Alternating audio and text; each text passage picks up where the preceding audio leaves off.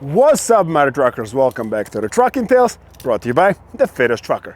Today, as you can see, I want to talk about how I cook on the road, how I cook my own food, and why do I choose to cook food rather than buying it at the stores. I'm also talking about a diet and how dieting is very important to accomplish health and fitness overall while you're on the road. And if you don't care about any of that, at least so you can stay healthy and not gain those extra pounds that truckers are known to have. So, mother truckers, stay tuned to see how I do it, how I cook on the road, how I store my food, and why do I do it.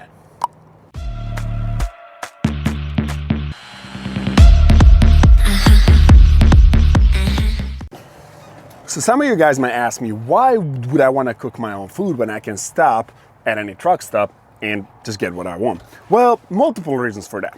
First things first, let's begin with, you can actually make your own food in less time, depending on what you eat, than it would take you to stop, go to a truck stop, fast food place, whatever it is that you choose to do, and actually get your food.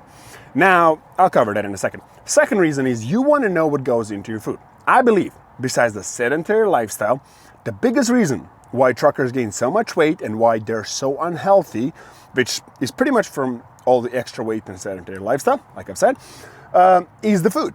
Now, truck stop food is full of junk. If you ever take anything they sell at a truck stop and read the ingredients, it is pure shit. Now, truck stops are also strategically designed to attract you to stuff they want to sell you more. For example, if you ever look at the outline of the store and look where the candy is, where the soda is, where all the junk is, it is there so it gets you unconsciously, subconsciously to go grab it and buy it. I was a victim of that back in the day before I was on my carnivore diet, which is a topic for another day. But once I stopped eating all that crap, it was much easier. One biggest tip I have is instead of drinking soda and all the other BS, drink water. Thank me later. It will literally not only hydrate you, but you lose weight just by dropping extra sugar from a soda. But those are some of the keys on why you wanna cook your own food. Now, another great point is it tastes better, right? You eat whole foods that are more nutrient dense for you, that are better for you, and they taste better. Some other truckers, let me show you where I stole my grill. Let me show you what I use to cook. I'm gonna talk about some other things you can use to cook as well that I've had.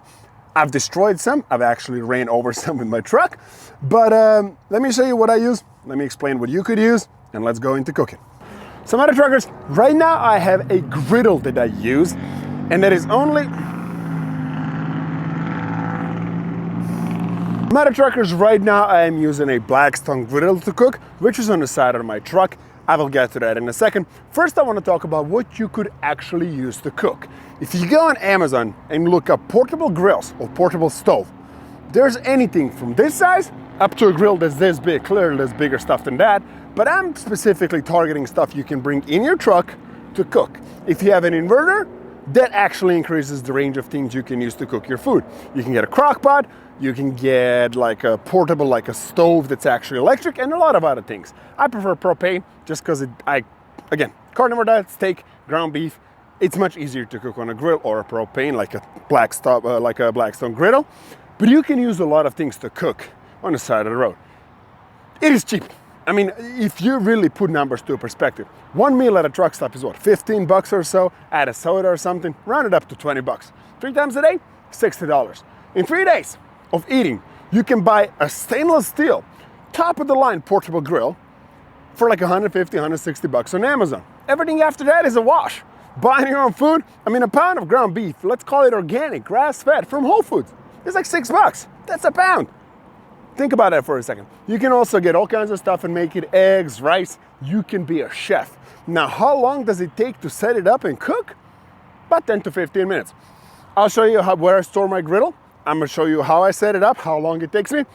Overall, to set it up, cook, and take it down, it's less than 20 minutes. Just to pull up in a truck stop, go and wait in line to order your pizza, wings, whatever the heck it is, or McDonald's, it'll take you more than 20 minutes. So, mother truckers, let me show you where I store my griddle, and let's get cooking. So this is actually where I stole my griddle. The griddle fits perfectly in there. I also have propane bottles here and on the other side. There's another attachment if you're gonna go get another side. So let me show you where it goes, and let's get cooking. And on this side of the truck, and it really depends what kind of truck you have, I store my propane bottles and the attachment for the propane bottle, they go on my griddle. So let's put it all back together and let's get cooking. And for all you guys asking, it is super easy to assemble. So you would just take this on there. And again, you don't have to take this off. I choose to do it just so it doesn't break, and it also fits. You take the propane bottle, screw that bad boy in, and guess what? You are good to go. Ta-da! Let's get cooking. Today we're gonna be making some ribeye steaks, and typically I use only salt on my food. Again, I am on a carnivore diet, so that will really determine on what kind of seasoning you will put on your stuff.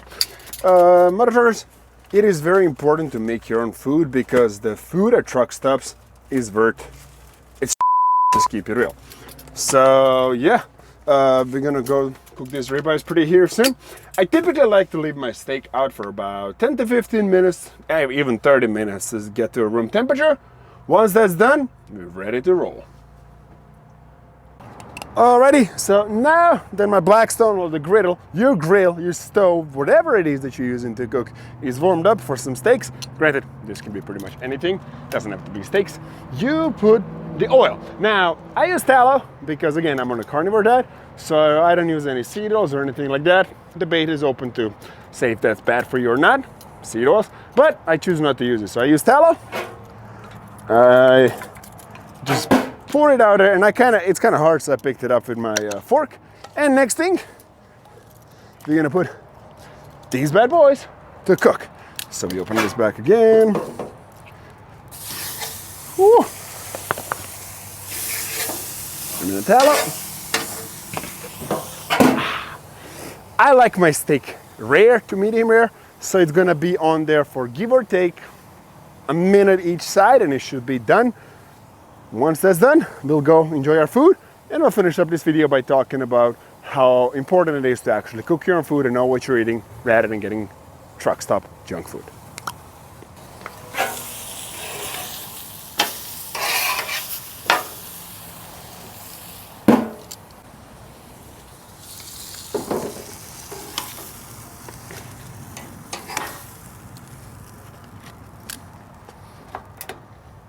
So now before we go and devour those steaks, a lot of you guys keep asking me, how do you clean your grill? How do you clean your stuff? Well, grill is a little different, and I typically would just let it be seasoned, aka all the grease and stuff would just accumulate, get a simple grill brush and you would do it.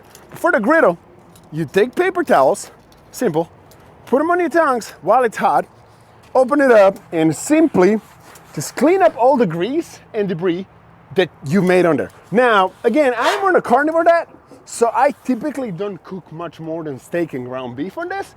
There's not a lot of cleanup to be done to begin with, but you guys might cook something else. A simple splash of water, and again, tongs and paper towels will do.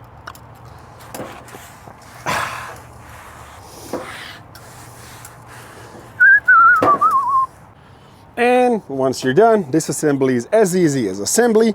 You would just unscrew your propane bottle, take this off, and you don't really have to take this part off. I just like to do it because it's easier and doesn't break. And you put it back where it goes. That's pretty much it.